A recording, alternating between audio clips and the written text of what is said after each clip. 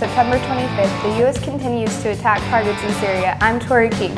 And I'm Carla Correa. If you ever hear of a salmon cannon, we'll tell you what it is. Your CSN News starts now.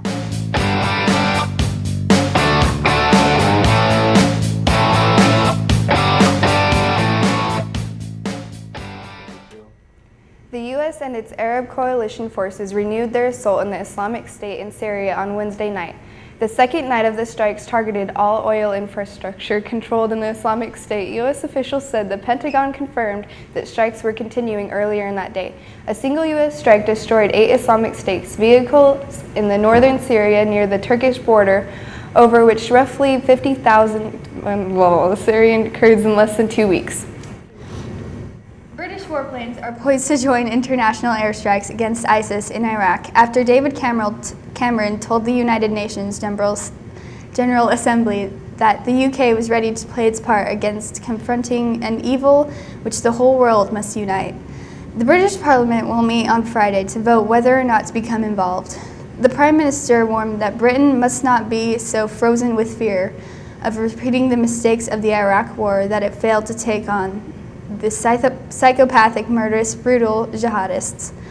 RAF planes could join U.S. and French allies in bombarding ISIS targets as early as this weekend. We'll be right back.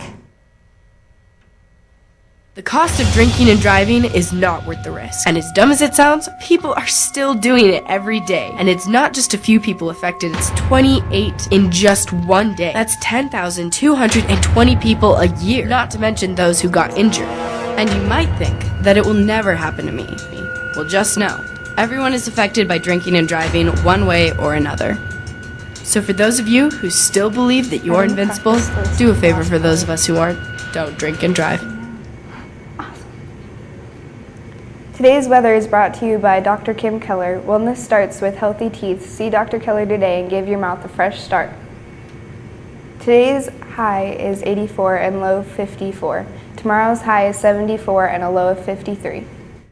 The Washington Department of Fish and Wildlife has developed the bizarre cannon to move hatchery and Chinook salmon upriver in Washington state. The cannon, which has been developed by Whoosh Innovations, has been nicknamed the Salmon Cannon. Although the device is called a cannon, the device does not shoot fish out of it. Instead, the fish are passed along the Whoosh tube, and once they reach the end, they are put into a truck tanker, which brings them to a nearby hatchery. The fish are able to travel a distance of 120 feet in approximately 5 seconds. One of the primary benefits of the Whoosh is that the process eliminates a large amount of stress which previously affected the fish.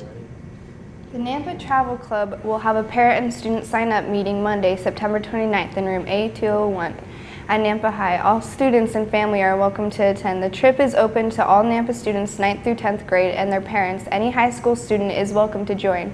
There have been changes to the planned trips with the Washington, D.C. and New York City moved trip back to the spring of 2016, so students and parents will have more time to pay off the trip. Please bring your parents and sign up online the 29th. See Mr. Dodge or Mr. Levi at Nampa High if you have any questions. See you. Today's SAT word of the day is devoid, an adjective that means totally lacking, completely absent. You could use it this way. After the new federal regulations became law, the school was devoid of the candy bars. That's your news. We'll see you tomorrow right here on the Daily Hawk News.